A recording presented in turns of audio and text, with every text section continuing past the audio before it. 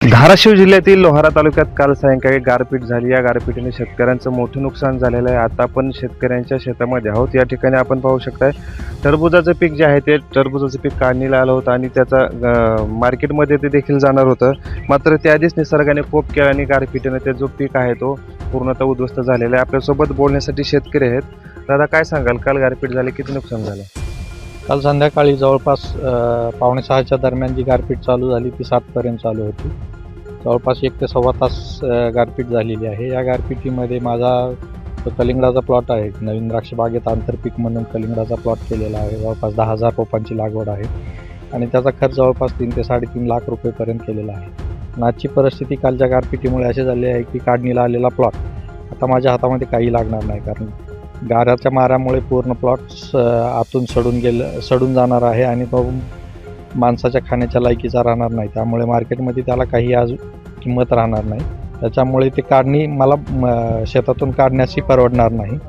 आणि जवळपास आजचा जवळपास 30 ते 35 टनापर्यंत माझं उत्पादन गेलं असतं आणि आजचा मार्केट रेटचा जर हिशोब केला तर 6 ते 6.5 लाख रुपयेपर्यंत माझं अपेक्षित उत्पन्न होतं.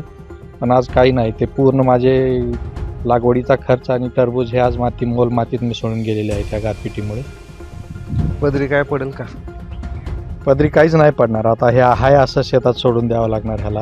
आणि ते द्राक्ष वाचवण्यासाठी हे मला माझी स्वतःची मजुरी घालून हे बाहेर काढावं लागणार. जर हे असंच शेतामध्ये ठेवलं तर द्राक्षाला सुद्धा ह्याचा बुरशीजन्य रोगाचा म्हणजे प्रादुर्भाव होऊन म्हणजे द्राक्षाचं पीकसुद्धा नुकसानीत येण्याची शक्यता आहे. त्याच्यामुळे मला स्वतःचा खर्च घालून हे बाहेर बंधाऱ्यावरती काढून टाकावं लागणार आहे. बाबा, काय सांगाल, काय मागणी आहे सरकारकडून, काय मागणी? का असेल ते नुकसानमध्ये हवं सरकारनं भरून. लय नुकसान जायचं आहे, मोठी नुकसान जायचं. कोणते कोणते पीक होतं? कलंगड होतं, गहू ज्वारी द्राक्षे होती. काय कलंगड सगळं पाण्यात पाऊल आलंय, सगळं नासून निसून गेले. त्याचे काय हाती काहीच लागत नाही साहेब. यात पण अधिकारी पंचनामा वगैरे करायला आले का?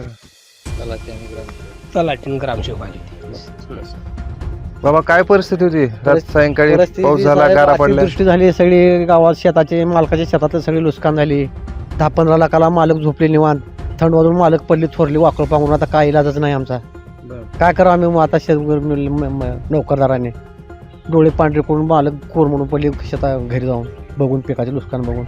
ज्वारी गहू शेतकऱ्याची पूर्ण आमच्या या टोटल ह्या लोहारा खुर्द गावामधील सगळी नुकसानाची बाब झाल्या सर. या आधी या भागात अशी गारपीट झाली होती का कधी? कधीच नाही सर. आमच्याही माझे 35 म्हणजे माझं 52 वर्ष वय आहे. माझं आतापर्यंत कधीच गारपीट असली जर बघितली नाही मी. ही पहिलीच वेळ झाली माझी बघण्यात.